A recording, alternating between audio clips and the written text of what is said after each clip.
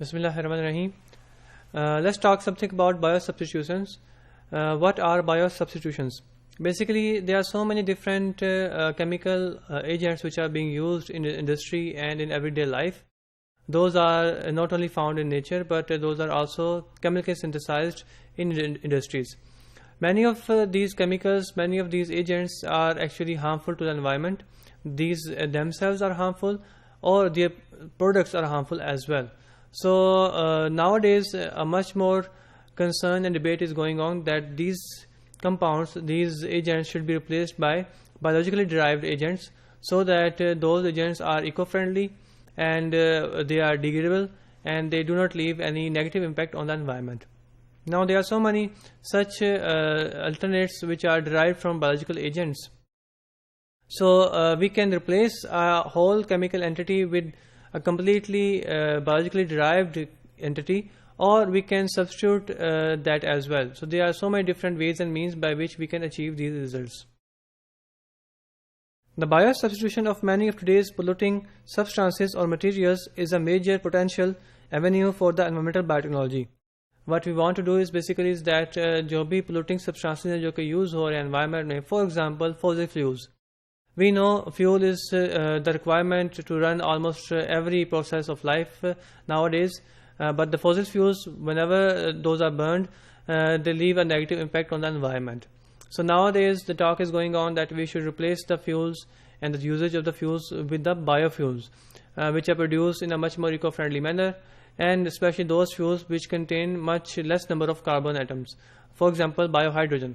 So you can see here that almost every such polluting agent which is required for life, which is required to run everyday processes of life, we are trying to find alternates of those polluting substances, and we're trying to find a biological alternate of those agents.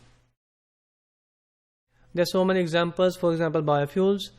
There are so many different organisms which are known to produce fuels. For example, methanogens are known to produce methane, which can be used as a fuel, is being used as a fuel. For example, Clostridium species are known to produce hydrogen. There are so many purple non-sulfur bacteria which are also known to produce hydrogen, and so much research is going on all these biofuels. Moreover, there are so many different microorganisms which are known to produce ethanol, which is also another potential biofuel. So you can see a lot of work is going on. Biopolymers, different polymers which are produced conventionally in industry can also be produced by different microorganisms. So those biopolymers are not only produced in a much more eco-friendly manner, but those also do not leave any negative impact on the environment. Those are biodegradable, and those are not persistent as well. Biodegradable alternatives of so many other compounds as well. For example, bioplastics. Those are the plastic which are produced by living organisms, and those plastic materials have much more clean nature, and those do not impose a threat to the environment, and those can be easily biodegraded as well. So those are not persistent. So you can see here there are so many different substitutes and alternates which are being used, and there are much more which are being discovered, and much more research is going on. All these different topics will be covered in some other lessons.